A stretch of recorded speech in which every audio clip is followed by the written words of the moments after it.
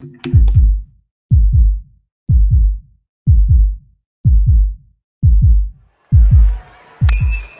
hung one. Did he get it? Did he get it? Yes, he did.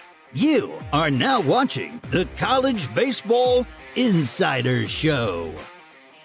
It's behind him. This is hammered. Left field, and we are tied. Wow. Now, here are your hosts, giving you an inside look into the top matchups. Week 3 is here. Already got a comment. Drew, shout out. Thanks, Woo Pig. Yep, that's Baum Walker behind me. Q, Smitty, we've got the band together for a little daytime show. Loving it. Q, what's up? How was your weekend? I'm battling. Been sick here at the Mills household. The whole family's sick, but listen, Steven Strasburg threw a gem 2018 against the Cubs. I'm looking to throw a gem myself. We'll see. Smitty?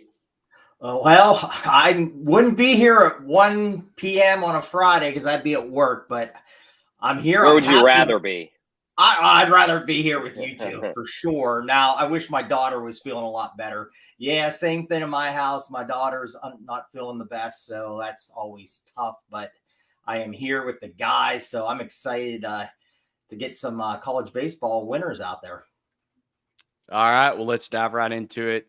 There's one matchup coming up here, I think, in about a couple hours, maybe 2 hours. Dallas Baptist taking on Arizona. Dallas Baptist enters the top 25 after starting the season 8-0. Not sure what they did in the midweek. These were updated, I think, on Tuesday is when I ended up doing them. But Arizona got the series win over Northeastern to start the year, and then Jackson Kent's been somewhat impressive. I think Ryan Johnson's numbers speak for themselves and the success that Dallas Baptist has had. You look at their Team Sierra WRC Plus, this kind of looks like an open and close Dallas Baptist or pass. Smitty, I'm going to let you go first. What do you like in this one? Yeah, I kind of like Dallas Baptist. Now, a lot of people got a better number than I did. They jumped on it quick, and that was very smart for them. But, yeah, this is a program that's always there. They've been outscoring opponents. I think it was like 88-37 I saw the other day. Grant Jay's hitting the ball really well. Ryan Johnson, the pitcher, it's like, I think 12 innings, 20 strikeouts, only one walk. Hey, Arizona, not a bad team. I mean, I think especially Jackson Kent, he's pitched really well for them, but I think Dallas Baptist is the play here. Q? Yeah, I think if this game was in Arizona, I might take a stab at Arizona just simply because Dallas Baptist got so much love. I think some people got it minus 135 at the lowest. Now it's like 220, which is just crazy high. So it's kind of that mentality that everybody jumps on them, take the opposite side. But Arizona, I believe this is a neutral site game, and Arizona does not play overly well in a neutral site. So I think now that it's like 225, something in that range, I would stay away from a single play, maybe put Dallas Baptist in a parlay if you did not capitalize on that number. It's just a little too high for me as a single right now. Yeah, they're playing in a tournament. I can't remember which one it is. I think it's only like an hour from their campus. In Frisco? Yes. Yeah. The team in the Frisco. Okay. Mm-hmm. All right. Good deal. Well, moving along, I put one in here, two teams that are not inside the top 25, but I think should be off to a rocking good start. Georgia Tech, you've got Charlie Condon, who's not having a sophomore slump at all, and then freshman phenom Drew Burris, who turned down millions of dollars to come to Georgia Tech to play ball. 8-1 for Georgia. Actually, they may be 8-2 now. They dropped that midweek to Michigan State. I'm not sure if that's updated, which kind of surprises me. Michigan State just coming out of nowhere to score, I think, 19 runs. Anyways, Georgia Tech looks impressive. Vegas has this as a coin flip, but I feel like the Bulldogs should be favored here. Q, can you talk me into either way? I know you don't like talking about Georgia as a Florida fan. No, I mean, I'll tell you why Michigan State won, because Georgia was teetering on that edge against Northern Kentucky all weekend, Saturday and Sunday. I mean, they literally, I watched the game, clutch after clutch performance by the pitchers. And at some point, one of the games is going to break over that ledge there. And fortunately for Michigan State, it was against them. I think Georgia probably had their mind set for the weekend. It was a little look ahead spot. I didn't watch the game, but I would imagine Georgia probably didn't exhaust their bullpen either, knowing they have a rivalry weekend here. But Georgia Tech, I'll tell you, it seems like pitching wise, they have the advantage. It sounds like Cameron Hill is going to go. Georgia's pitching has been pretty well, but again, Northern Kentucky kind of gave them fits at times, Saturday and Sunday. I say at times, actually, the whole game. We always have this thing where we kind of lean towards pitching. As much as Georgia's offense has been electric, when do they start losing some games? It could be against Georgia Tech here. Georgia won 2 or 3 last year, so that's a motivational factor in a rivalry setting that I give the edge to Georgia Tech. I think Georgia Tech's pitching might get it done. I think both teams get a win in this, but I think Georgia Tech wins it 2 or 3. Smitty, what do you think? Yeah, it's a tight one.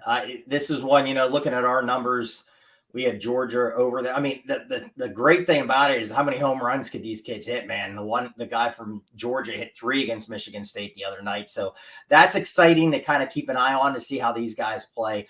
This a pass for me. It's really close. I think Q made some good points about the pitching staff. I kind of agree with what he said there. I think the better pitching staff's Georgia Tech, but tonight there was a feeling for Georgia, but I was like, I just think there's better games to maybe throw some money down. So this a pass for me. Yeah, I ended up betting Georgia.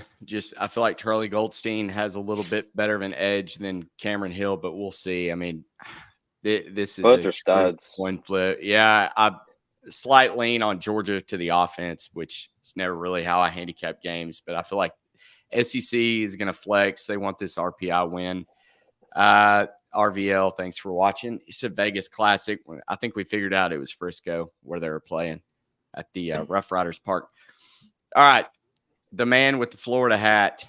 The F is for failure after their abysmal start, but they take on a Miami team who's pretty salty. Daniel Cuvette, I don't know if I say that right. Gage I think so. Not look very good, but this Daniel Cuvette kid is outstanding. 336 WRC plus, batting over a 2,000 OPS. He's going to take on Cade Fisher tonight. What are your thoughts as a Florida fan, and then as a just sports bettor in general? Are the Gators a play? Yeah, I think so. I think I got it. So I got him at minus 145. I think up to 175 you can play him. I really like him here. Almost probably in a weird way, like this. I think this series means more for Florida than it does Miami. Miami has a new coach, a lot to prove. They're trying to make themselves notable. But I think Florida is too. They dropped a couple games this year already, and you kind of questioned it. The offense has been a little questionable, hit or miss at times. Who's going to be a leader? We haven't seen one yet from this team. And then Cade Fisher, what he did last year to then get rocked by St. John's. He did settle down last week against Columbia. Columbia had some dudes on the team. I'm not going to sit there and act like they didn't. They had a couple guys with some power. Columbia had some good pitching. Look for them in the Ivy League. I was actually very impressed with them. But I think when you look at Florida, I think they have something to prove. They've dominated this series. I think Sully's going to put it on them to continue that. And then if you look at last year, game 1, Gage Zeal got rocked for 6 earned runs. Now, if you look at the box score, Wyatt Langford had a little bit to do with it. But take him out of there, and there was still 7 or 8 hits by current Gator Florida players. And I like that a lot. I think some of them, have matured, maybe gotten a better swing. So I think Florida flexes some muscle here in a rivalry, show the little brother who's still, rocking Florida, and I think Florida gets the money line win here. Smitty. I just can't wait to hear from Q how many times his dad texts him about this over the weekend. I mean, they might go fist to fist this weekend. I'd love that. Those two guys. Actually, he's against right now. I mean, he doesn't like Artiega, so okay. We agree something about Miami baseball. There you go. Now I went with Florida too, and again, I wish I would have got this. I got it at minus 170. I jumped on it a little bit late, but I think Q made some good points with Fisher. His control's been really good, but teams have hit the ball pretty well. I think they're hitting over 300 against him, but I think he's gonna, third start. I think this is a good spot for him. One thing with Florida, I'm a little shocked, and I want to hear from Q really fast with the only 11 home runs. Why is there? Because Shelton, a guy that had, I think, a big home run coming over from Bama last year. what's going on with their power numbers, Q? Well, I think Shelton, I think he's still trying to learn, how to hit in this lineup. I mean, he batted 290 for the most part of last year, barely got to 300 late. So I think he's still learning. He's only a sophomore. But then you look at Jack Cagley, the guy's first pitch swinging on everything. And he finally hit his second home run late in the game the other night. And it's because he went deep in the count. He had a 2-2 count. He really saw some pitches. And I think that's what he needs to do. I think his mindset is, hey, first pitch is probably going to be a fastball. It's probably the best pitch I see coming off a 33 home run season. But I think as good as a player he is, he's really got to work that count. And Florida does have some hitters behind him. You can't necessarily just pitch around Cags because you got Heyman, you got, Shelna, you got some other guys. So take that advantage, use your knowledge, use your plate presence, and see some good pitches. And then just to one other point I meant to make about Miami, you look at Daniel Cuve's numbers; those are so unsustainable. Nobody hits in the 2s OPS. Nobody has a 336 WRC plus. Those numbers are going to come down. Meant to say that. Yeah, Florida's going to win tonight. Take Florida. All right, another rivalry for the state. We've got South Carolina taking on Clemson in what should be a very fun game. Billy Barlow's stats going for Clemson tonight. He has not looked very good, despite them being 7-1. Eli Jones, however, I know South Carolina, their biggest question mark for me going into the season and how they would compete in the SEC would be their pitching rotation. They kind of piecemealed it together last year due to some injuries, but figured it out. And then it looks to be like the same story this year. So Eli Jones, 205 Sierra going against Billy Barlow, 502 WRC plus, slight advantage for Clemson. I make this a coin flip game, but the projections like South Carolina by 2.5 run margin. So we'll test those out again this week. Smitty, I'm going to go to you first. Who do you like in this one? Are you touching either side? I didn't play this. I wanted to play this game, and I had down and looking at some stuff. I had South Carolina, and then looking at our numbers like we have here, over 2 runs. I think it's a good play. I think South Carolina, offense woke up a little bit last weekend. Used a lot of arms in the midweek game, I believe, this week. I think it was against Gardner-Webb, if I'm correct. Belmont. Was it Belmont? Oh, last weekend, Belmont. This week, yeah. Gardner-Webb. Gardner-Webb in the middle of the week. Yeah, midweek game. I think I like the pitching. I like Jones on the mound tonight against Clemson here. I think it's a good spot. And I mean, I might add this. This was one that it was down on my sheet. I do like South Carolina in this game. Q. Yeah, I think actually South Carolina's offense is pretty similar number-wise. If we were to go back to last year, they kind of were at that 270, 280 mark. So you're kind of getting as advertised there. But Clemson's inability to pitch early on is going to inflate those numbers, I think. But the surprising thing here is South Carolina essentially lost their starting rotation from last year. And they've looked really good with Jones Eskew and Roman Kimball coming back. A little John Rocker and Rory Oswalt had a baby. His name's Roman Kimball.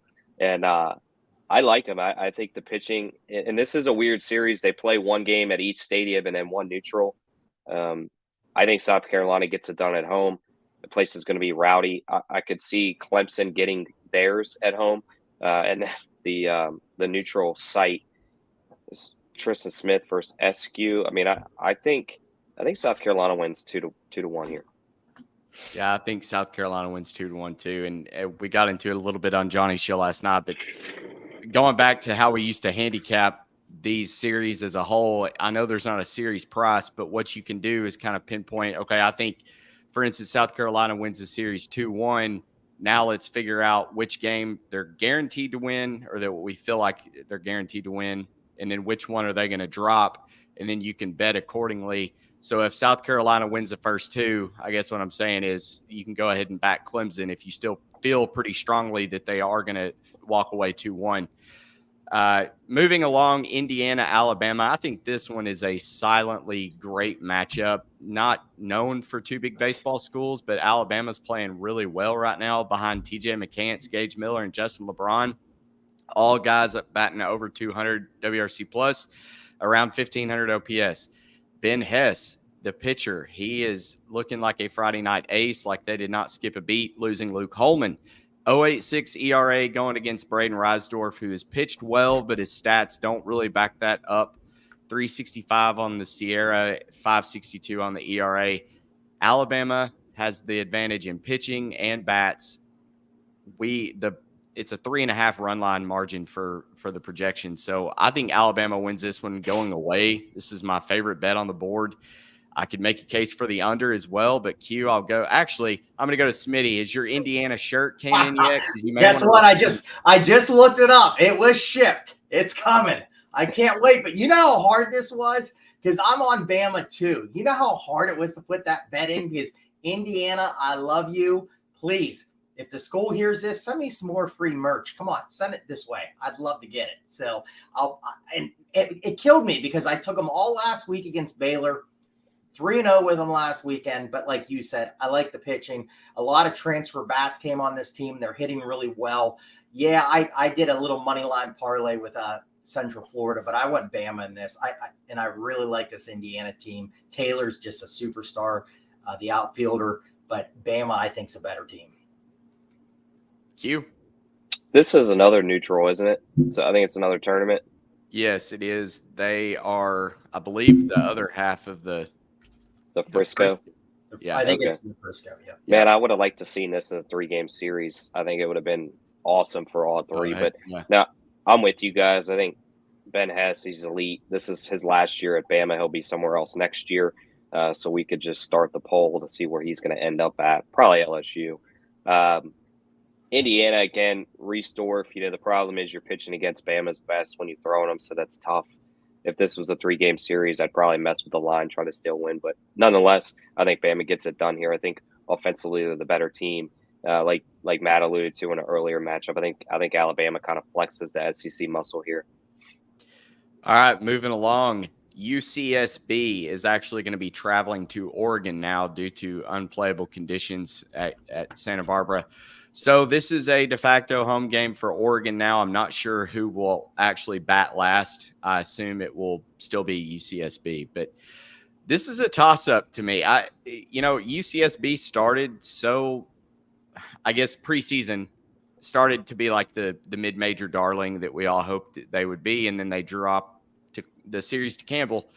Matt Ager looked really good in his first outing, then I guess fell off because a 5.40 ERA, 4.82 Sierra is not very good. RJ Gordon going for Oregon, I assume. Oregon's got the advantage here, but does UCSB use this to get right and get a win over a Power 5 school? Or do you think Oregon's going to be too much to handle? Q, I'll go to you first. If I read the weather report correctly, it's supposed to be pretty cold in Eugene, cold and rainy. That's a problem for UCSB. I think if this was nicer weather or you got to play in your home facility, it would have been that weekend. But I think having to move around is going to hurt that team because Oregon's used to it. We saw last year against Oral Robert, the fan base, I think, could be excited. You get a ranked team coming in, and really Oregon fans have bought into this team. So I'm not saying Oregon's the greatest team by any means. I think, Matt, you're a little higher on them than both me and Smitty. But until UCSB proves us wrong and gets that staple series win, I think you have to fade them. So Oregon's the play. I thought it was a short price. I think Smitty unit up on them too. What do you think? Did we lose Smitty? Smitty. No. Okay. Sorry. I lost you for a second. I lost you for a second there. So I'm sorry. Mine's kind of going in and out a little bit here. No, I'm with you guys. I'm on Oregon, and I like this Santa Barbara team, but it's just a weird team. They're off to a slow start, 3-4. That first game of the year, they should have saved some of those runs they had in that first game because the bats have been really cold here, and the pitching staff's been a little weird. Their ace, not last week against Sacramento State, 4 1/3, I think 5 earned runs. Bullpen blew one here midweek against Pepperdine, I believe, this week. So. This, and like Q said, I think it's a good environment for Oregon. I think the place will be rocking here. I think it's going to be a tough spot for them. So, yeah, I jumped on Oregon. I'm playing Oregon tonight. All right. Love it when we're on the same side, but that's scary. Moving along, Texas, LSU. This is one that I wish was a 3-game series. I think this is going to be a great matchup, especially tonight after Jay Johnson finally released that he was going to start Luke Holman. Thank you. Glad you look at analytics because he should have been your Friday night starter from the beginning of the season. Batting 1,000 OPS, WRC plus 139, 132 for Texas. This is a toss-up, but for whatever reason, with Luke Holman starting, I've got to give the advantage to LSU here. And also, kind of like we've talked about, the SEC is going to flex. This is going to be a big win for Jay Johnson to not have to say, I know this isn't last year's LSU team, but this is a very good LSU team still. And I think they could go out and do it against LeBaron Johnson Jr. and feel good about themselves. Kind of like Arkansas's statement win last weekend against Oregon State. I feel like LSU does much of the same in a low-scoring, tightly contested game. Q, talk me in or out of that theory. I'm in. We actually almost had a LeBaron Johnson, Thatcher Hurd rematch because remember they played a midweek last year in Texas. LSU wins 3-0. I think it's going to be a similar. I think you could see like a 5-2 game LSU. I like Holman on the mound over LeBaron, and that's no diss to LeBaron. I just think Holman's the more dominant guy. This is a test I think Jay Johnson gets his team, kind of up for. They ran the Omaha run last year. Jack DeLongchamp's great question asked about like playing in an early postseason environment, and I thought Jay handled it really well. And I think he's going to have his team ready to play offensively. Tommy White's kind of sleeping a little bit. Some other guys are going to step up, but I think Tommy could have a big game with a big spotlight. And I think LSU's ready for this matchup. And this is hey, Texas, you're coming into the SEC next year, and this is what you're going to have to play for. So I think LSU here in a low-scoring affair. Yeah, this one's in Minute Maid Park, so they're playing where the Astros play. It's about a 3.5, 4-hour drive from Baton Rouge, so not far, and that's a team that travels well. Smitty. It is free, by the way. It is free. Astros.com. You can watch it for free. You don't have to pay for it. Thank you for your service. All right, Smitty, who you got? Great info. I got to write that down because I'd like to watch this one. Yeah, this was a tough one. I mean, I think Texas is one of my favorite programs. And if you want a dog play today, I mean, why not take a chance with Texas? But I agree with you guys. I think LSU, I think they finally do have their right guy thrown on Friday night. I agree with both of you with that. It's tough. I'm staying off. I think the lean is the under, but it's college baseball, and that's kind of a low underplay. But I mean, with these two arms on the mound, it could easily happen. So I would say to the audience, the under. And other than that, just roll the dice.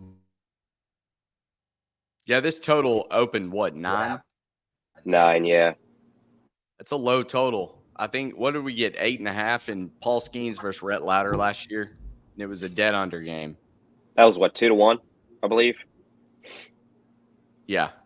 Yeah, because it was, no. It was tied going into extras, and then that's right. It was 0-0 going into extra. Yeah, inning, I think it was 2-1. And then LSU won 2-0 off of Tommy White's clip in the show. Yeah, that's right. All right. Does anything else on the board attract you guys? I'm going to get into my best bets because I want to talk about one team, and I feel like it's the cursed team, the Iowa Hawkeyes. I was so high on them, and then their bullpen just absolutely cannot close down a game. They're going to face an Ole Miss team that's not very good. This is the spot I feel like you go back to Iowa and back them.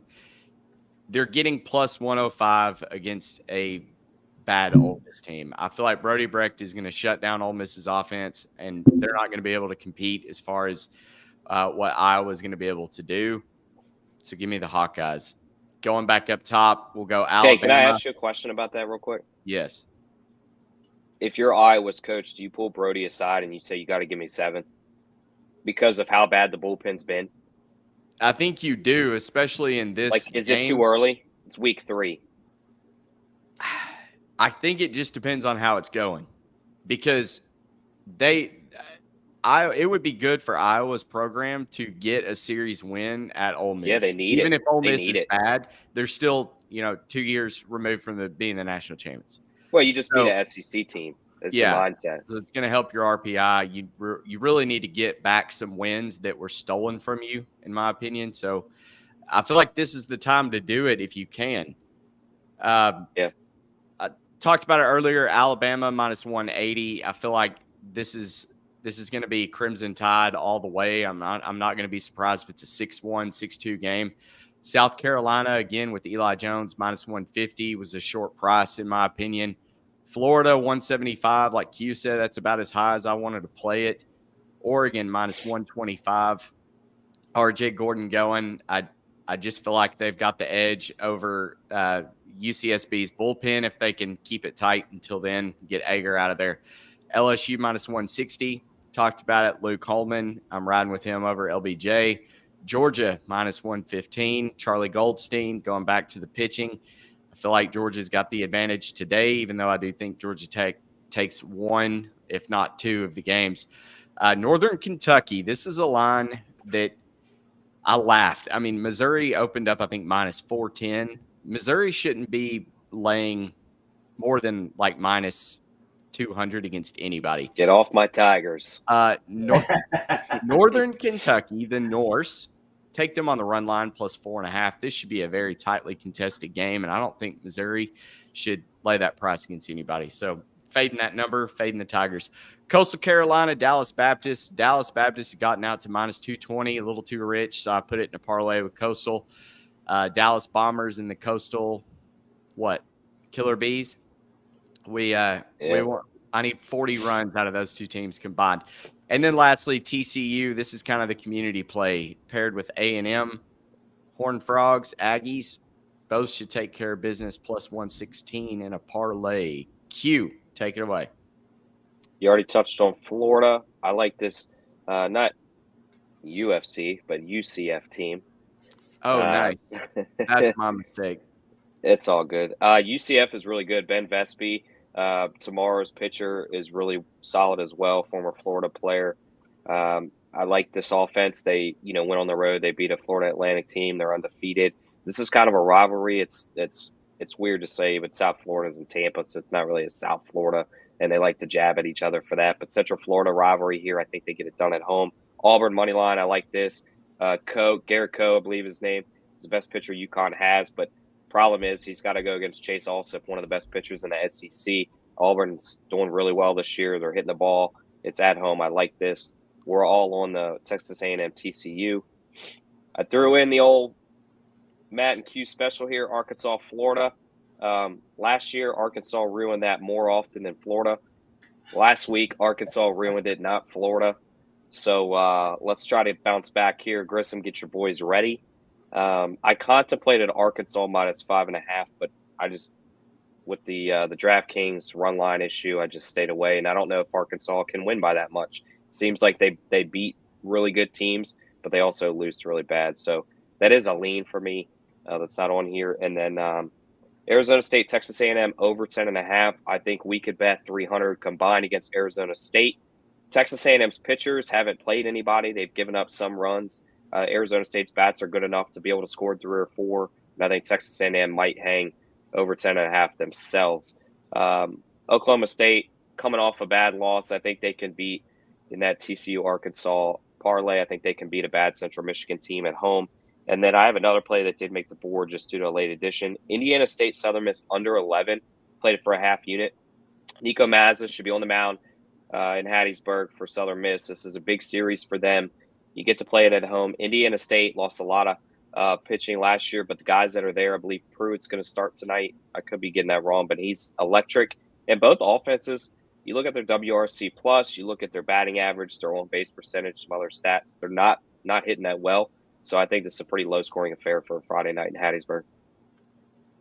Before Smitty goes, let me tell you, Hagen Smith said he could not feel his hand, the ball in his hand. It was so cold when he pitched against James Madison. So that was a problem. Obviously, he responded well. 17 strikeouts.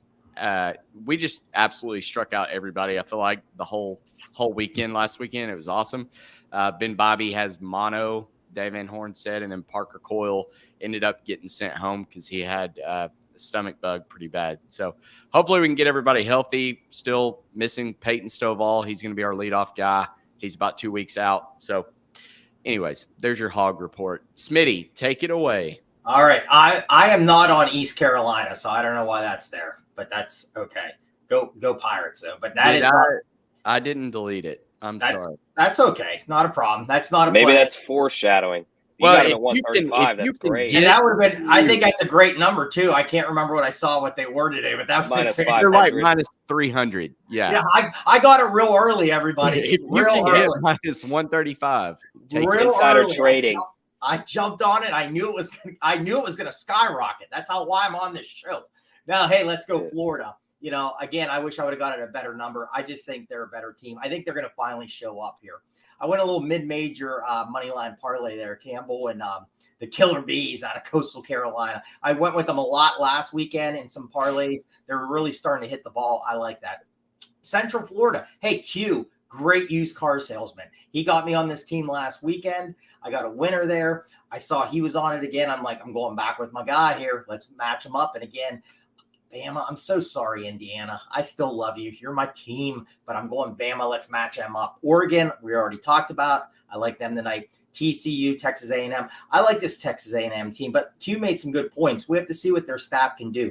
They did play some weaker competitions on the weekends there, so I think they're still going to be okay against Arizona State. And then Dallas Baptist, I really like. Oklahoma. You know, hey, one of my best friends, Rob Garvey, a Pitt legend, one of the big home run hitter back in the day for University of Pittsburgh. I'm sorry to break your heart, but I think Oklahoma is a better team. This guy for Pitt, starting pitching. I looked at the pitchers and I think the matchup's better for Oklahoma. I don't think Pitt's off to a great start, which is fantastic, but I don't think they can hang with Oklahoma. So let's match them up. That's my card so far. I might add some more. One very impressive stat, and I get Texas A&M hasn't faced the toughest opponents, but this team is top 5 in both advanced pitching and advanced hitting statistics. That's very impressive. They're second in pitching, ranked by Sierra, and they are fourth in hitting. No, second in hitting, ranked by WRC Plus. So number 2 team overall. For what it's worth, 6 out of the 8 teams that made it to Omaha last year were top 25 in both hitting and pitching stats when you looked at WRC Plus and Sierra. So that's why we use those stats. As always, thank you guys for tuning in. Go follow Q Millie. Go follow Smitty Bucks. Hope you're following me already, but if not, Grissom on X. We will see you next week for the what is it called? The recap. Yeah, there we go. Hey, when are we gonna do this bullpen idea? Oh, the bullpen, the chat. Yeah, we need to incorporate that. Yep. So what we're talking about, Insiders Bullpen, the chat room that's going on. Whenever you guys have questions and stuff, we got to have the official bullpen of the Insiders where you guys are sitting here asking us questions, keeping the chat. Why don't we have the bullpen ask us a couple fun. questions on the recap? We'll do a couple bullpen questions. Yeah, that's a good idea. We'll tweet it out. I'll make a graphic. Right. It'll be a party. Yeah. All right. Y'all have a good weekend. Cash some tickets.